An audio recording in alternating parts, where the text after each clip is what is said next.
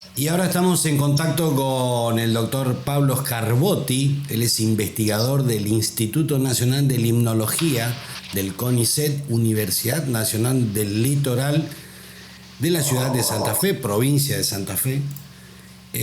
¿Cómo está, doctor? Bienvenido a Zona Safari. Hola, ¿qué tal? Buenas tardes, Alberto. Un gusto en hablar con vos. Bueno, el motivo de mi llamada corresponde a que nosotros ya tuvimos algunas comunicaciones en privado el año pasado cuando observábamos el bajo nivel del río justo en temporada previa a lo que sería el desove y la preocupación de qué podía pasar si no tenemos agua en nuestros ríos. Pero bueno, a tantos meses, ya estamos en abril, y la pregunta más que nada es, desove sin agua y cómo se va a ver el futuro, cómo se ve desde la parte científica el futuro de la pesca. Bueno, por supuesto que una bajante extraordinaria como esta no es una buena noticia para los peces por un montón de razones, principalmente para las especies migratorias, ¿sí? Nosotros le llamamos especies de estratega periódicas, ¿sí? Especies de estrategia periódica. ¿Sí? Son peces que se caracterizan por tener un buen porte, ¿sí? Especies de gran tamaño corporal, como tenemos el surubí, los dos surubíes, el dorado, el sábalo, que ponen muchos huevos, una gran cantidad de huevos. Sabemos que un sábalo puede poner entre 500.000 y 1.000.000 de huevos, más o menos, como regla general a lo largo de un periodo reproductivo, ¿sí? Y que el surubí y el dorado, bueno, están más o menos en los mismos números, quizá un poco más también. Entonces, estas especies tienen una vida larga, tienen una gran inversión en reproducción y tienen una gran cantidad de huevos muy pequeños que ponen, y que generalmente tienen una reproducción que está sincronizada con el nivel hidrométrico del río. Cuando el río hace un repunte, una creciente, estos peces generalmente se desplazan algunos kilómetros aguas arriba, buscan los cauces. Hay un periodo de cortejo entre machos y hembras donde se produce la fecundación y estos peces desovan sus huevos a la corriente. Estos huevos derivan un poco, entran al valle aluvial, entran a lo que llaman lagunas, bañados, ya como larvas en estado temprano de desarrollo, y ahí es donde se refugian. Durante las crecientes extraordinarias, lógicamente estos lugares tienen mucha agua y sirven como sitios de refugio y de cría también, les llaman los sitios de cría a las lagunas y bañados. Ahora, cuando el río está bajo, los peces generalmente no tienen un estímulo muy fuerte para hacer este cortejo, para reunirse, para hacer las agrupaciones reproductivas, no tienen importante respuesta migratoria, y además no está el condicionante ambiental para el desove, que es esta corriente, esta percepción de que el río está crecido. Y aún desovando, los pocos desoves que se producen no ingresan, si bien los huevos se fecundan y todo y se liberan a la corriente, no tienen un espacio para crecer porque siguen corriendo río abajo, y generalmente o bien son presas de los peces que andan en el río, como las mojarras y peces de mediano porte, o directamente mueren de inanición porque no tienen alimento en estos lugares. Entonces, toda esta gran explicación es para decir que en épocas de bajo nivel no hay una reproducción efectiva, y estos peces tienen muy poca supervivencia, y esto se repercute unos años después en lo que es el éxito de estos grupos, ¿no? Pero de todas maneras no estamos en época de desove, de reproducción, ¿no? No. Justamente ahora, obviamente, sabemos que la bajante esta, ya lleva casi 6 meses, desde agosto del año pasado ya tenemos unos niveles casi inferiores a 2 metros, y por lo tanto este verano no tuvimos un buen año en cuanto a nivel. Así que bueno, obviamente la reproducción no es buena, pero es un solo periodo donde no tienen buena condición, pero los peces estos tienen larga vida, viven 4, 5 o hasta 10, 15 años. Un sábalo puede tranquilamente alcanzar 10 o 15 años de edad. Entonces hay que mirar la reproducción no año a año, sino por lo menos a lo largo de la vida. O sea, si van 5 o 6 años seguidos y no tenemos creciente extraordinaria, ahí deberíamos empezar a preocuparnos, ¿sí? No es una cuestión puntual de un año en particular. Claro, yo como pescador deportivo me imagino de acá a 5 años lo que estábamos esperando que hubiese en reproducción, este último periodo de reproducción.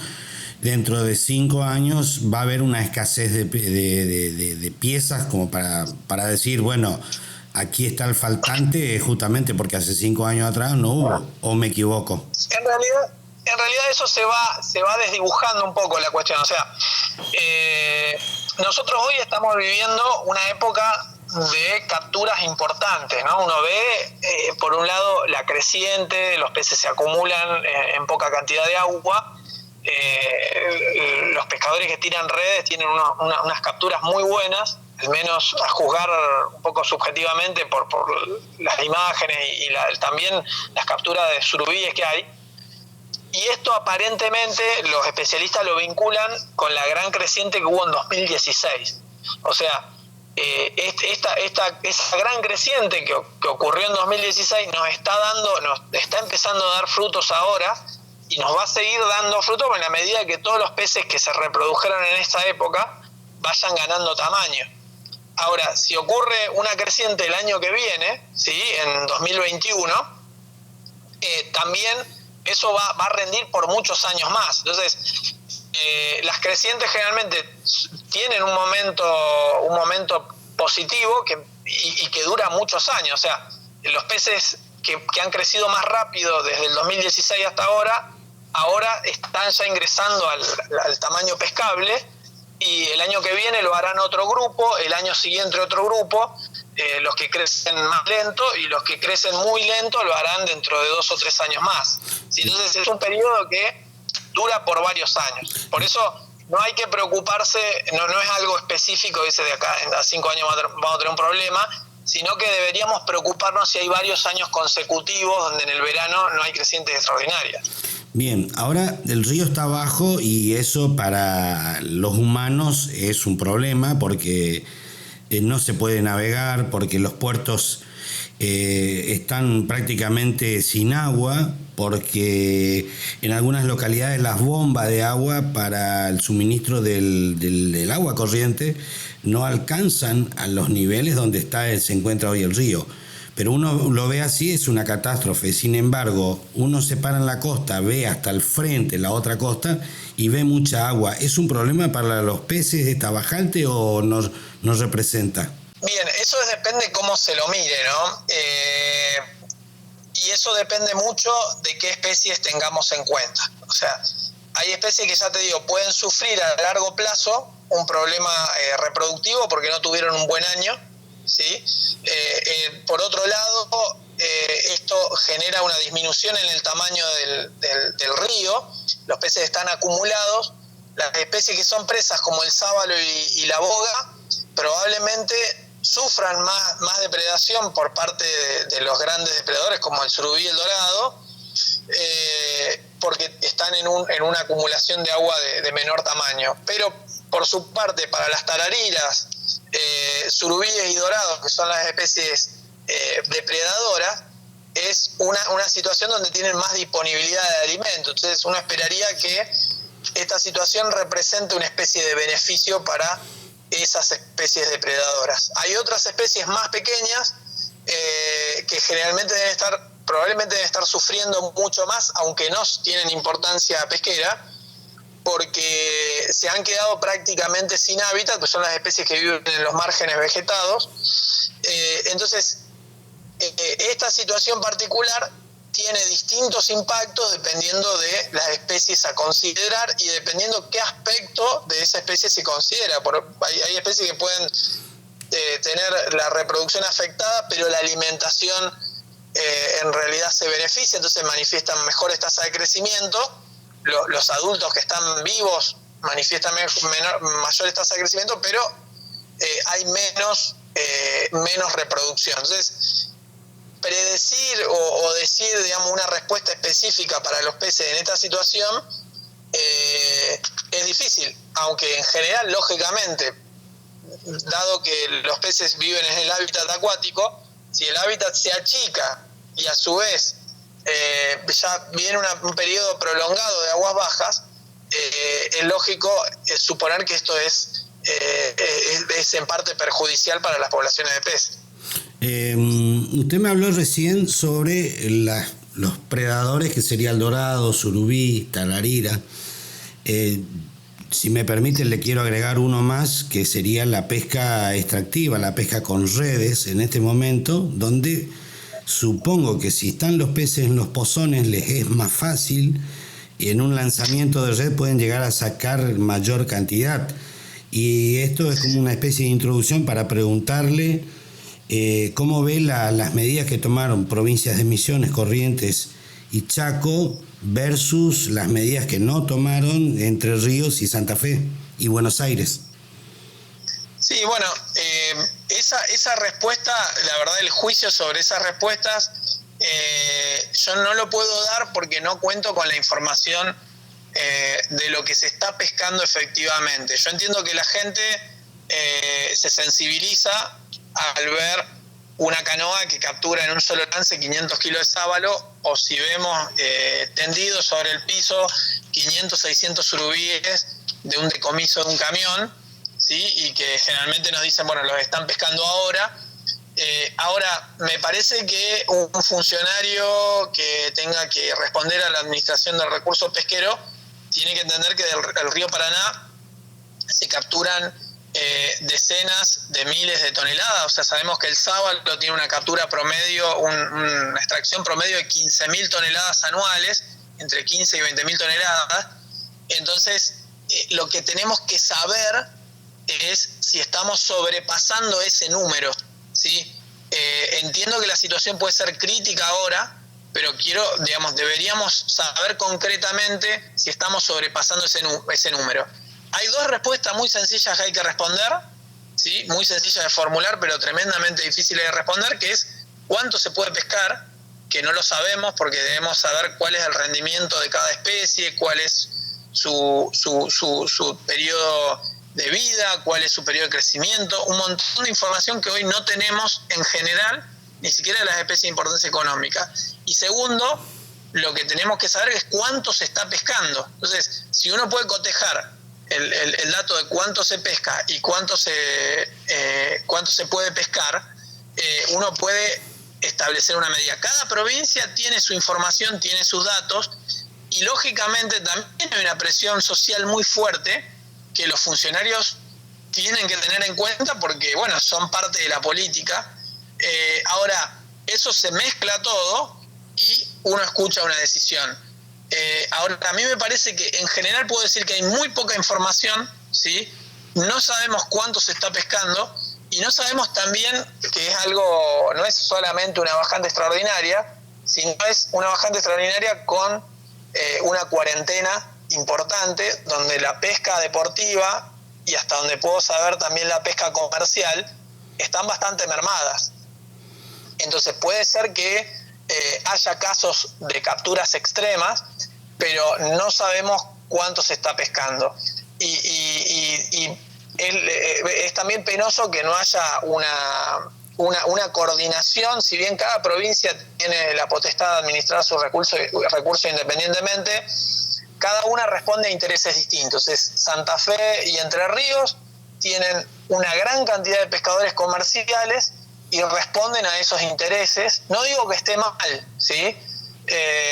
Digo que tienen una realidad social, ¿sí?, distinta que la que tiene Corrientes, que responde más a la pesca deportiva, Corrientes y Chaco.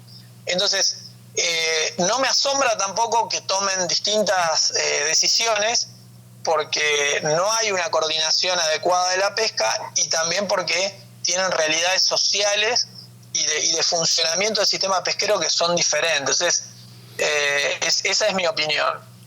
Claro, yo veo a través, justamente usted lo dijo, la gente se sensibiliza, yo también me sensibilizo porque veo imágenes y siento, es una sensación muy rara porque nos quedamos en casa y a escondidas o a espaldas nuestras hay gente que sigue con la pesca comercial. La pesca deportiva no salen, pero con la pesca comercial siguen a escondidas, y esto como que nos duele mucho porque la pregunta, casi va una pregunta que ¿nos quedará algo para cuando termine la cuarentena? ¿Habrá algo, doctor? Bueno, eso depende también del monitoreo continuo. A mí me parece que ya le digo, yo no puedo hacer una apreciación ética de si es correcto o no sacar 15.000 toneladas de sábalo, o sacar 20.000, o sacar 25.000. Ni siquiera podría decirle concretamente cuánto puede soportar el sistema, ¿sí? Claro. Porque no lo sabemos, porque el Estado no se ha dedicado a invertir. Yo creo que las especies que estamos explotando nosotros, que son todas especies que tienen una capacidad reproductiva muy fuerte, ¿sí? Yo creo que en la medida de que el río recupere su funcionamiento natural y vuelvan las crecientes, vuelva el agua, esta especie tiene una enorme capacidad de recuperación siempre y cuando el río esté sano y en funcionamiento, que gracias a Dios, no a Dios, sino gracias por suerte, ¿sí? No hemos destruido todavía nuestro río Paraná, y tenemos 1.000 kilómetros de río que están en un estado cuasi natural, y si le sumamos el Paraguay y el Pantanal, tenemos otros 2.000 kilómetros más. Entonces, tenemos un río con un funcionamiento cuasi natural que, por ejemplo, Brasil no tiene, ¿sí? Entonces, tenemos una capacidad de recuperación, ¿sí? Entonces, si bien puede ser que el hombre en su ambición llegue a una explotación desmedida, hay una capacidad de recuperación y estas especies en algún momento volverán. Lógicamente, quienes deben preocuparse mucho más por esta situación son los mismos que explotan el recurso, porque si lo agotan, después ellos van a ser los más damnificados. Obviamente quienes están a cargo de los paseos de pesca y los pescadores que tienen, que trabajan con los paseos de lancha, si no hay peces para la pesca deportiva, también afecta su funcionamiento, ¿sí? Entonces, me parece que a veces quizá pienso que sería una buena elección que realmente de una vez por todas tengan un problema para que todos podamos tomar una decisión cierta sobre una situación, que se empiece a estudiar y a administrar como corresponde el recurso, y que quienes están en la política inviertan espacio para tener una buena administración de este recurso. Yo conozco mucha gente que está en la administración que tiene que tiene muy buena voluntad, pero quizás son 2 personas para monitorear toda una provincia. Entonces me parece que si no hay una decisión política de fortalecer esos equipos, de darle recursos para que realmente haya información certera para tomar decisiones, esto va a seguir igual, va a seguir siendo tierra de nadie. Para ir cerrando, entonces el principio de una solución y un buen entendimiento entre todas las partes que le compete la pesca sería más estudios, más inversiones para poder hablar sobre lo cierto, sobre lo real y sobre lo verdadero. ¿Es así? Sí, creo que ese es el mensaje más importante.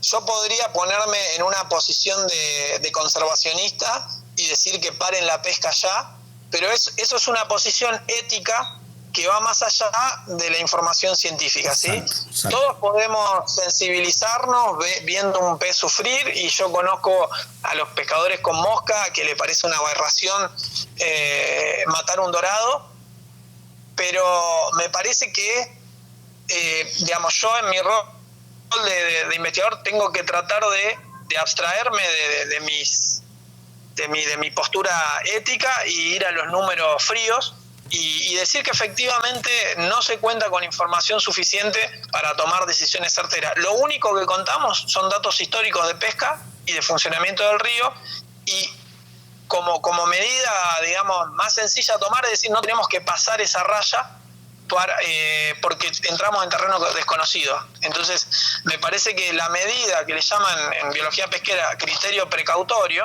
es decir, tener la precaución de no sobrepasar la extracción máxima que se hizo en los últimos años. Entonces, mínimamente, es decir, tener el dato de pesca, saber lo que se está pescando ahora y no pasar la raya.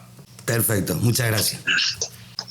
Bueno, muchas gracias por la llamada y ojalá pueda haber aclarado algo o al menos alimentado un poco el debate.